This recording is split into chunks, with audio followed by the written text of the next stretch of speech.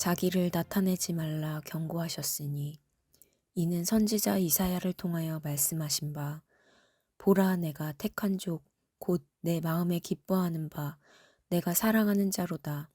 내가 내 영을 그에게 줄 터이니 그가 심판을 이방에 알게 하리라. 그는 다투진도 아니하며 들레지도 아니하리니 아무도 길에서 그 소리를 듣지 못하리라. 상한 갈대를 꺾지 아니하며 꺼져가는 심지를 끄지 아니하기를 심판하여 이길 때까지 하리니 또한 이방들이 그의 이름을 바라리라 함을 이루려 하심이니라. 아멘.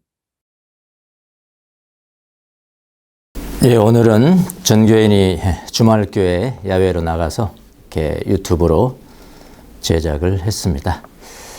지난 시간에 이어서 오늘 마태복음 계속해서 12장 16절부터 21절까지 말씀으로 함께 진리의 귀를 기울이도록 하겠습니다. 성경을 보면은 자세히 보면은 예수님이 큰 기적을 어떤 이적을 행하시거나 병자들을 고치신 다음에 꼭 습관적으로 하신 말씀이 하나가 있습니다. 그것은 뭐냐면은 병나음을 받은 당사자들에게 또는 다른 사람들에게 뭐 그의 부모라든지 다른 사람들에게 그 병나음 경험, 기적을 받은 그 경험을 말하지 말라. 이렇게 말하지 말라. 이렇게 엄히 경고했다. 엄히 경고하고 그 명령하는 그런 말씀이 많이 나옵니다. 자, 예를 들어 볼게요. 누가복음 8장 6절도 마찬가지입니다. 아이의 부모, 아이를 고쳤거든요. 아이의 부모는 놀랐다. 예수님이 고치니까 놀랐겠죠.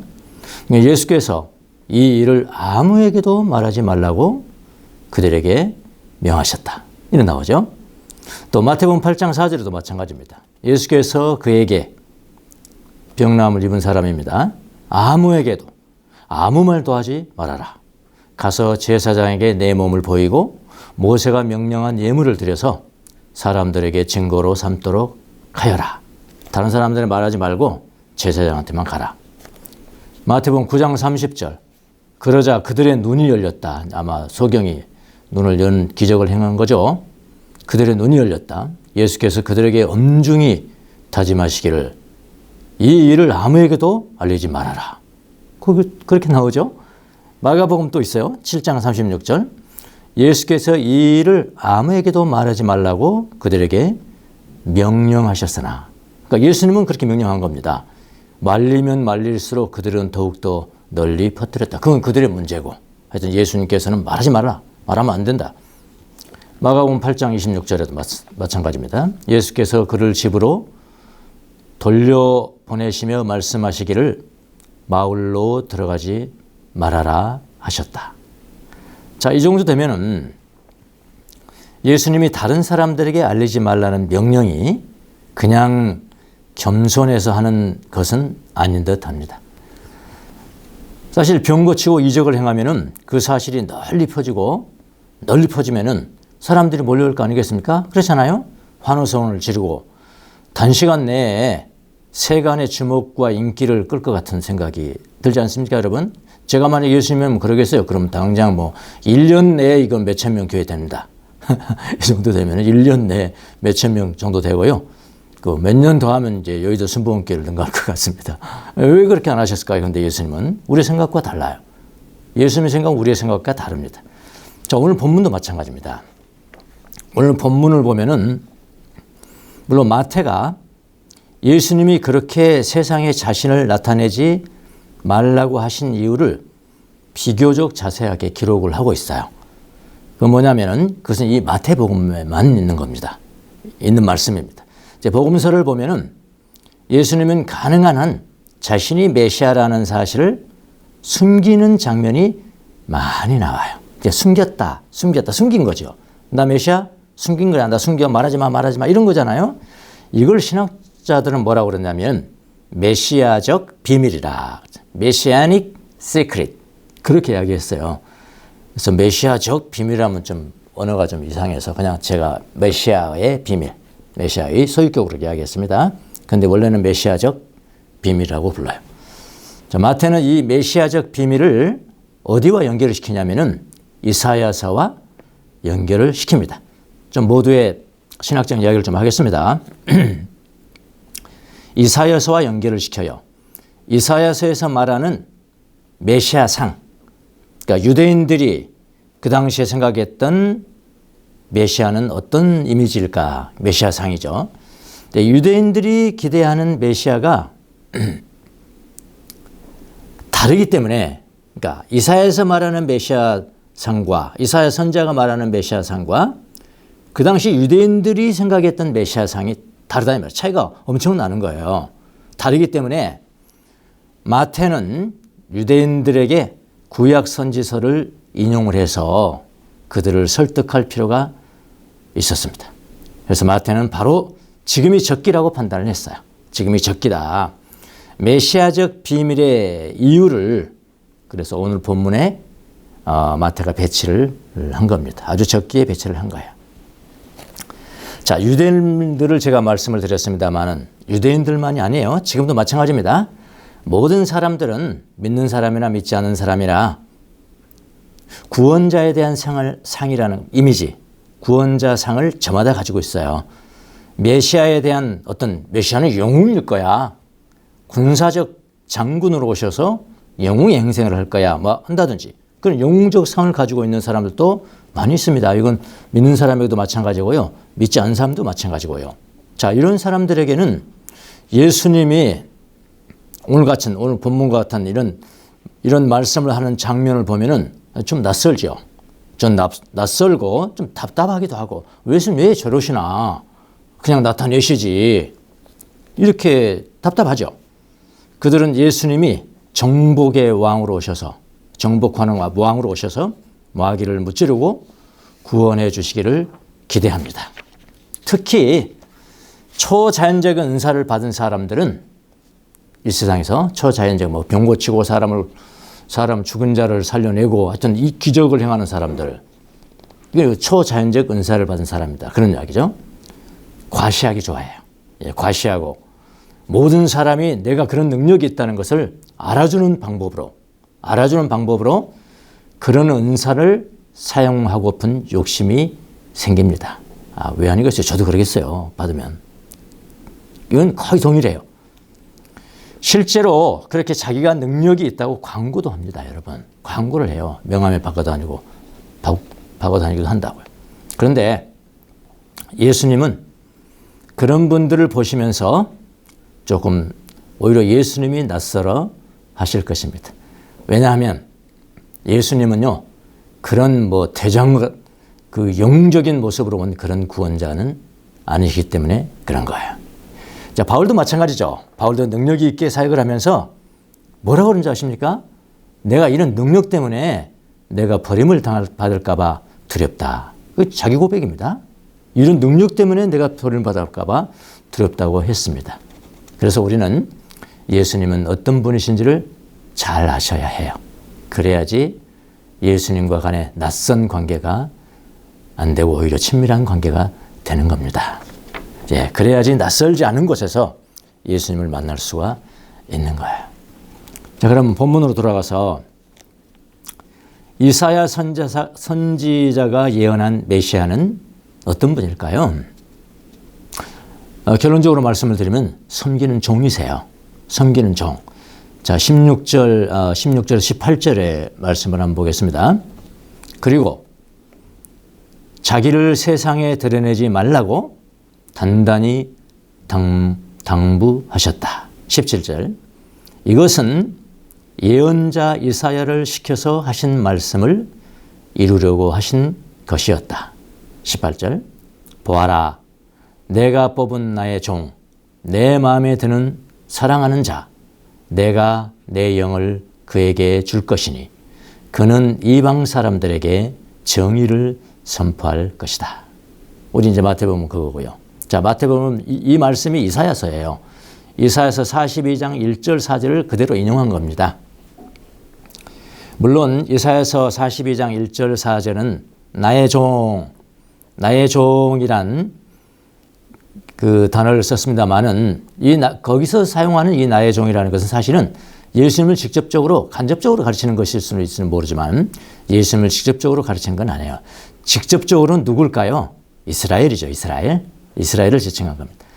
그러나 하나님의 종 이스라엘이 그 사명을 감당하지 못하였기 때문에 하나님이 이스라엘 가운데 한 사람을 지명하여 나머지 백성을 회복하기로 하셨습니다. 그 사람은 이스라엘 백성이 져야 할 죄를 대신 짊어져야 할 사명이 있습니다. 바로 그가 누구신가요? 그분이 바로 메시아입니다. 그리고 마태는 그 메시아가 바로 예수 그리스도라고 증거를 하고 있습니다. 네. 마태는 바로 예수 그리스도가 그 메시아라는 것을 증거하기 위해서 구약 이사야 선지서를 인용하고 있는 거예요. 유대인들이 구약 성경을 최고의 권위로 인정하고 있습니다. 그들도 성경이 메시아가 오실 것이라고 가르치고 있다고 믿었습니다. 그러나 바로 예수님이 그 메시아라는 것은 믿지 못했다 이겁니다. 예. 그런데 유대인들도 보고 믿고 있는 이사야는 그들도 믿고 있으니까요. 이사야서를 보면 메시아라는 분은 그들이 기대하는 그런 이미지가 아닌 거예요. 전혀 다른 상태인 겁니다. 마태가 지금 이걸 이야기를 해주고 있는 거예요. 왜냐하면 마태복음이 뭡니까? 유대인들을 향한 복음 아닙니까? 그래서 마태는 유대인들을 설득을 시킬 필요가 있었어요. 자, 그럼 유대인들은 메시아를 어떤 분으로 기도하고 있을까요? 그들이 생각하는 메시아는 근본적으로 누구냐면요. 군사적 왕입니다. 군사적 왕이에요. 군대의 총지휘자인 왕이라 이겁니다. 세간의 주목을 단번에 끄는 그런 존재예요. 위풍당당하고요. 메시아는 위풍당당하고 군대를 사용해서 압도적으로 로마의 정부를 쳐 부수는 능력이 있고 그 다음에 뭐냐면 호전적이에요. 호전적 왕으로 생각을 했습니다. 그러니까 여러분 예수님 당시에 젤롯 당원, 열혈 당원이잖아요. 젤롯 당원인 누굽니까? 가롯 유다죠. 가롯 유다. 처음에는 이가 얼마나 열심히 했겠습니까? 열심이잖아요. 이 단어 자체가 젤롯이잖아요. 젤롯이니까 얼마나 열심히 예수님을 따라다녔겠냐고요. 아주 열심히 특심했죠. 그러니까 거기까지 그에게 회개까지 맡기지. 아무나 회개 맡깁니까, 여러분? 회개의 총무는 아무나 하는 게 아니에요. 가장 바쁘고 가장 성격이 급하고 열심히 사람 시키는 거라고요. 예. 그래서 가롯 유다도 그런 생각을 강히 가지고 있었어요. 그런데 예수님을 가만히 보니까 그런 군사적 파워를 가진 사람과는 거리가 멀지 않습니까? 완전히 멀었죠. 완전히 멀었어요. 그래서 여러분 예수님을 배반한 것입니다. 가롯 유다가요. 자, 이사야 선지서가 그리는 메시아는 왕이기는 합니다. 그건 맞아요. 그러나 유대인들이 생각하는 그런 호전적인 왕이 아니란 말입니다. 호전적인 왕이 아니에요. 이사야의 메시아는 군사적 승리를 거두는 그런 왕이 아니라는 것을 아셔야 합니다. 메시아의 최후 승리는 무엇이냐? 최후 승리하는 왕이라면 왕관부터 써야죠. 왕관부터 써야 되는 거죠. 그런데 예수님은 왕이시지만은 왕관부터 쓰기 전에 그 전에 써야 될 왕관이 있어요. 왕관을 쓰기 전에 십자가를 지셔야 합니다.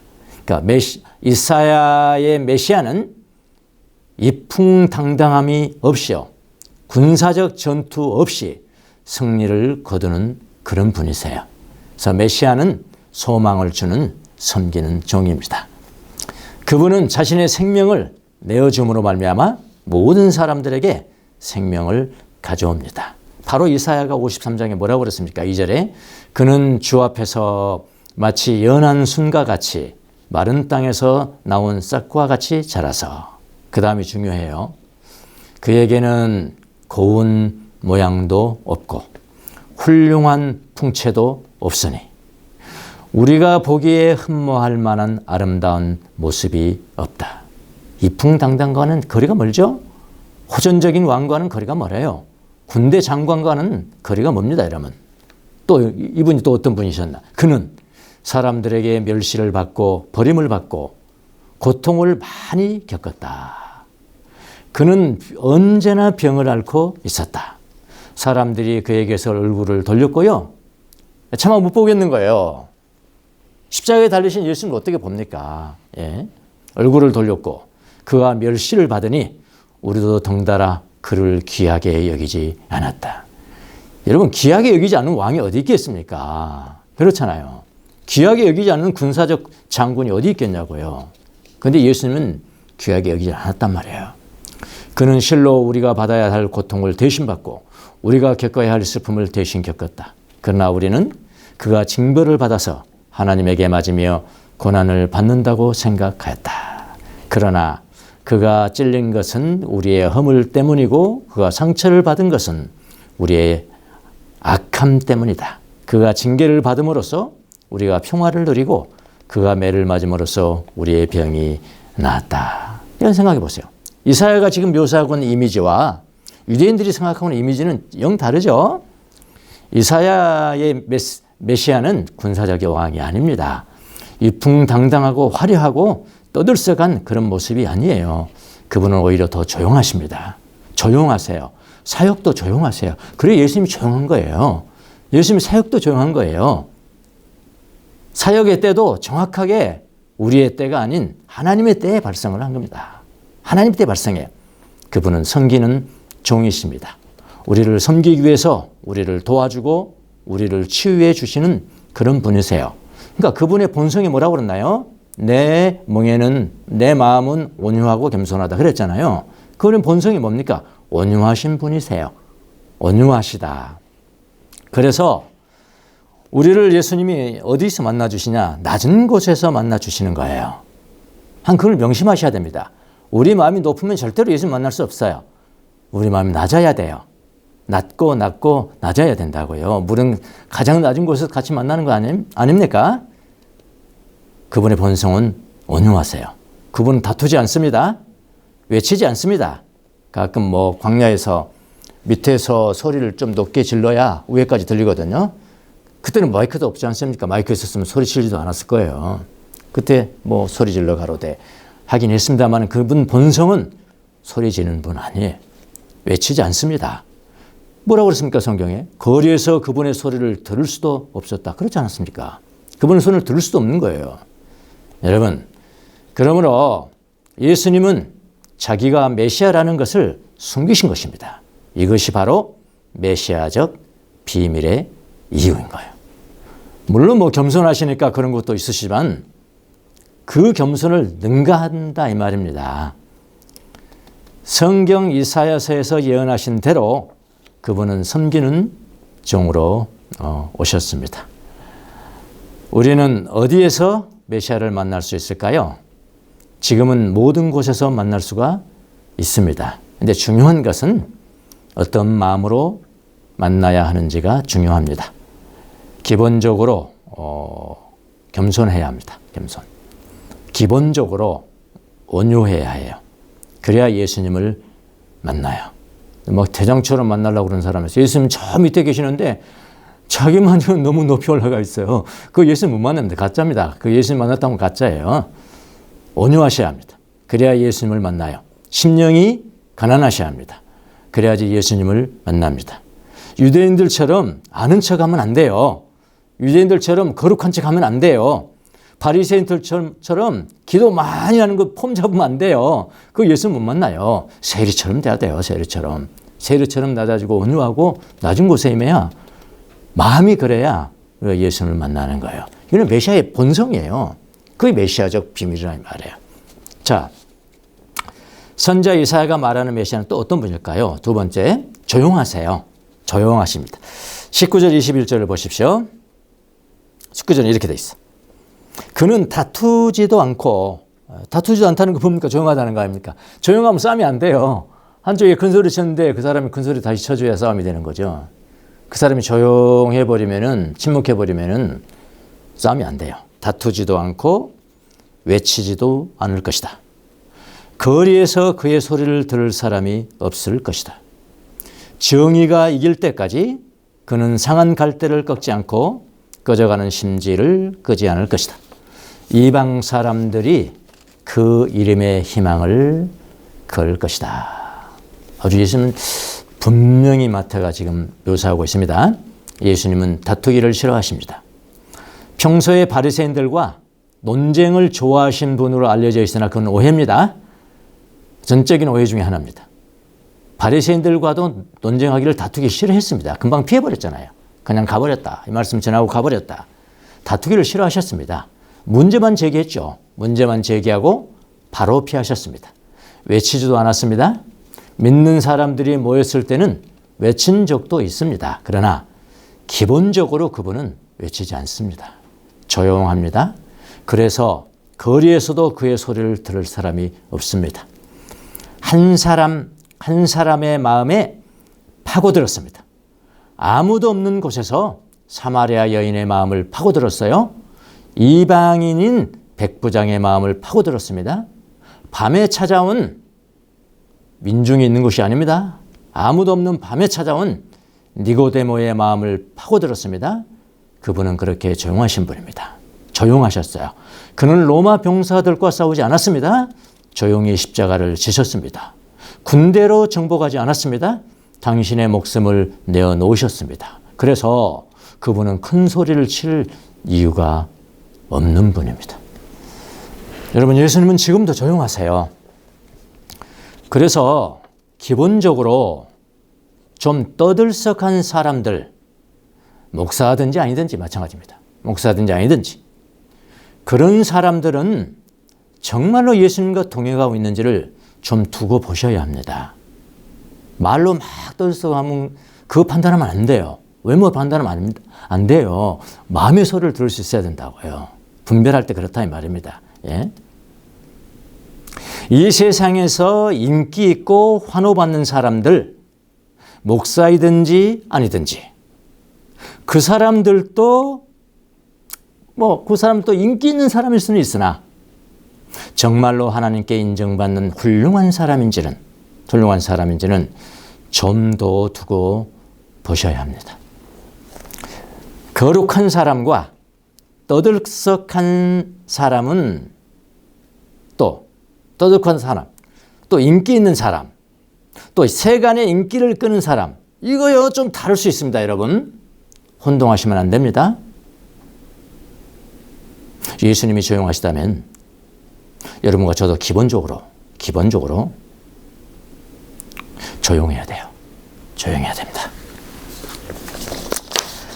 제가 60대 넘어서 후반이 되니까 이런 설교도 하는 겁니다. 여러분, 제가 젊었을 때 이런 설교 했습니까? 이런 설교 안 했죠. 안 했죠. 나도 큰 소리 쳤죠. 예. 이제 새로 흐리니까 알겠어요. 예수를 만나는 곳이 어딘지를 알겠더라고요. 예. 제가 젊었을 때는 여러 간증집들을 보고 은혜 받고 그랬습니다만은 지금은 어느 정도 이제 영적인 연륜이 흐르고 난 다음에 보는 책들은 그런 책들 거의 안 봅니다. 지금은 제가 말씀을 드렸잖아요. 막 사막 교부들이 어떻게 훈련을 했는가, 어떤 삶을 살았었는가, 이런 것을 볼 때 처음에는 참 적응이 안 됐어요. 적응이 어떻게 저런 삶을 살아갈 수 있나. 뭐 장난하는 것 같고 어린아이들 바보틱하고 그러는데 읽으면 읽을수록 그분들의 복음의 진수, 믿음의 진수를 삶으로 살아내고 있다는 것을 믿게 되었습니다. 그리고 눈물을 흘려요.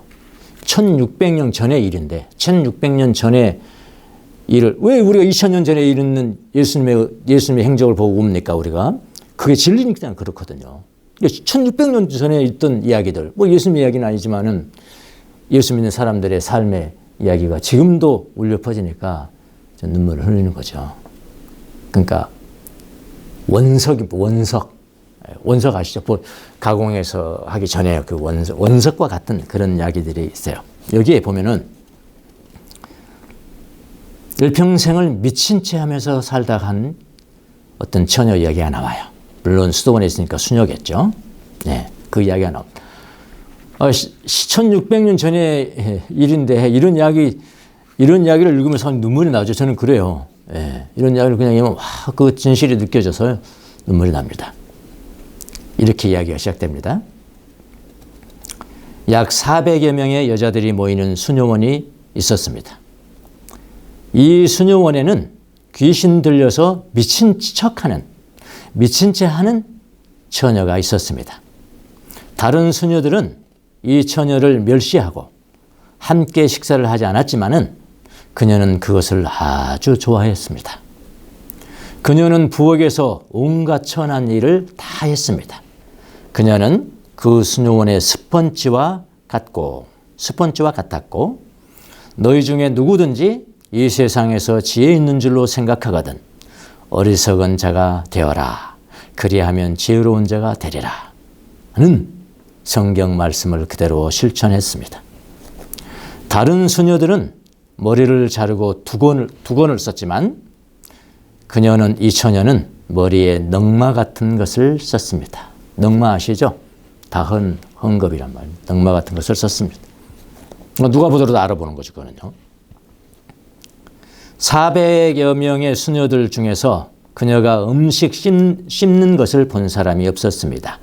그녀는 결코 식탁에 앉거나 빵 조각을 먹지 않았고 식탁에서 떨어진 부스러기를 스펀지로 닦아내고 항아리를 깨끗이 닦곤 하였습니다. 그녀는 누구에게도 화를 내지 않았고 학대와 모욕과 저주와 미움을 받아도 불평하거나 대꾸하지 않았습니다.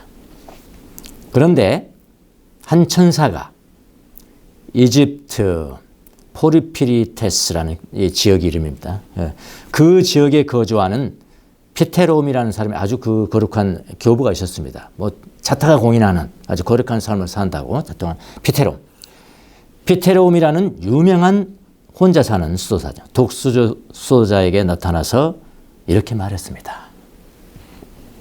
너는 왜 내 자신이 경건하며 이곳에 거주하는 것이 대단한 사람이라고 생각하느냐?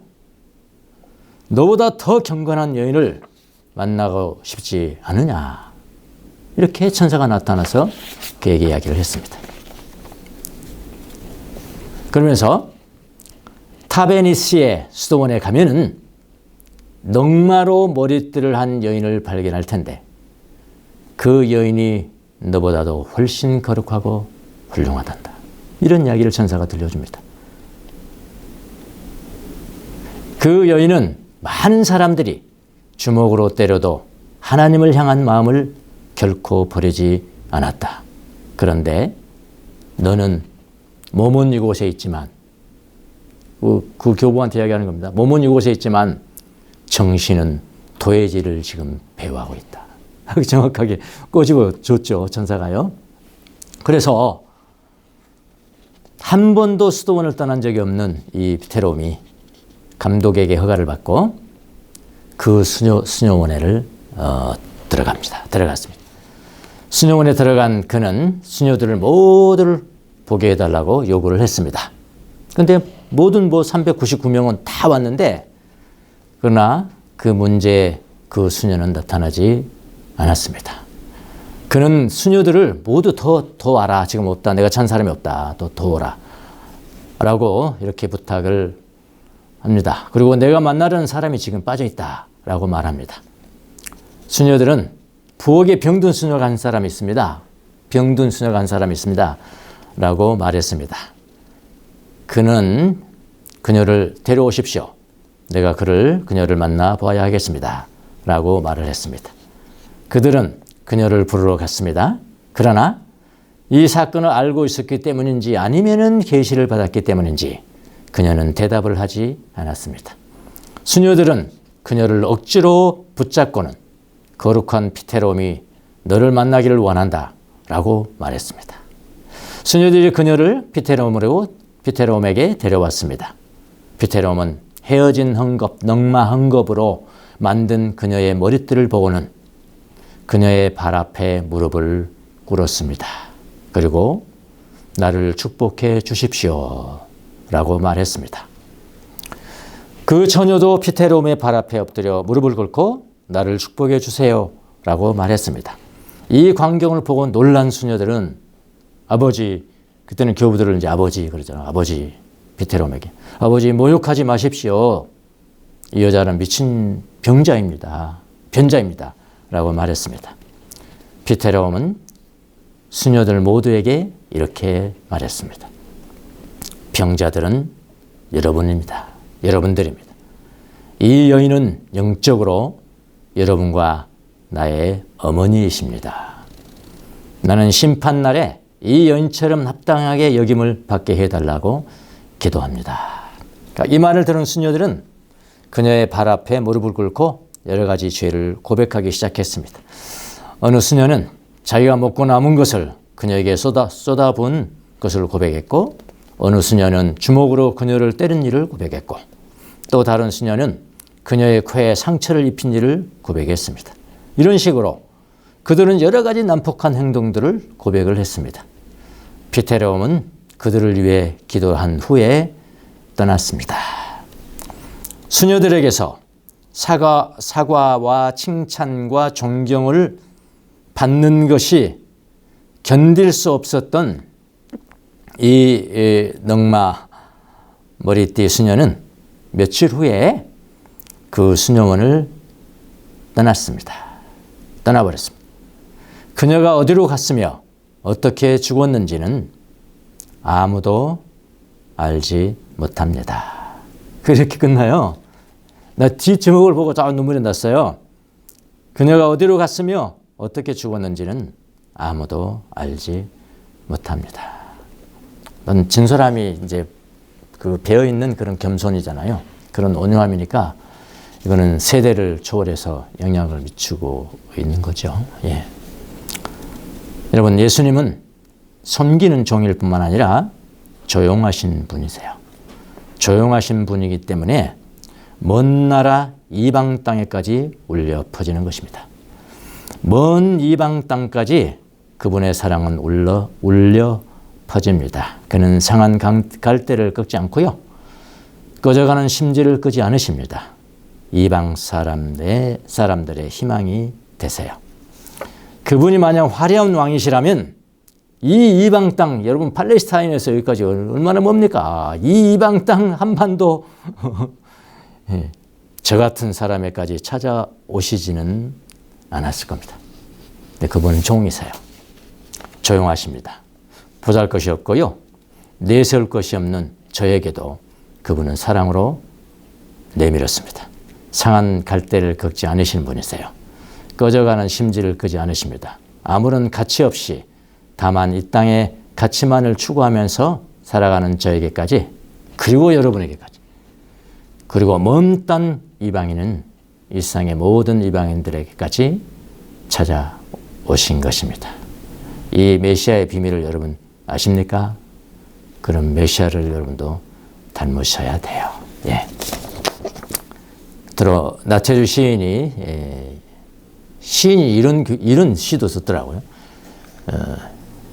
시의 제목이 1인교회예요. 1인교회.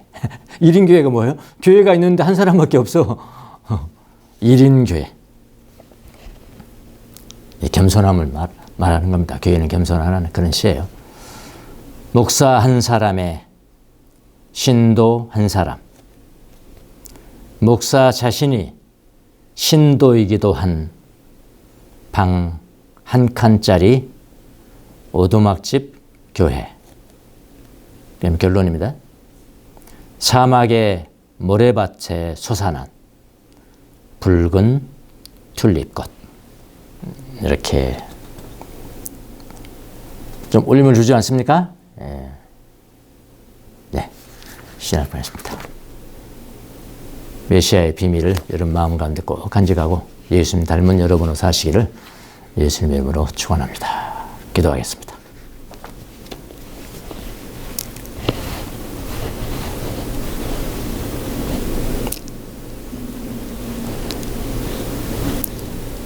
주님,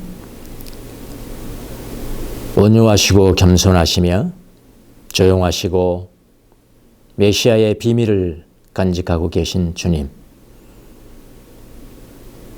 위풍당당하게 우리에게 오신 것이 아니고 군사적 왕으로 오신 것이 아니고 호전적 왕으로 오신 것이 아니라 가장 낮은 곳으로 우리 오셔서 감사합니다. 그리고 우리에게 임하여 주셔서 감사합니다. 우리도 주님을 본받아서 온유하고 겸손한 마음, 지극히 낮고 낮은 곳에서 주님을 날마다 만날 수 있도록 도와주시고 주님이 낯설지 않는 그런 삶을 살아갈 수 있도록 은혜를 베풀어 주옵소서. 오늘 예배드린 모든 성도들 심령 가운데 낮아진 마음으로 주님을 앙모하며 갈망하는 귀한 종들이 다 될 수 있도록 축복하여 주옵소서. 감사하고 예수님의 이름으로 기도합나이다. 아멘.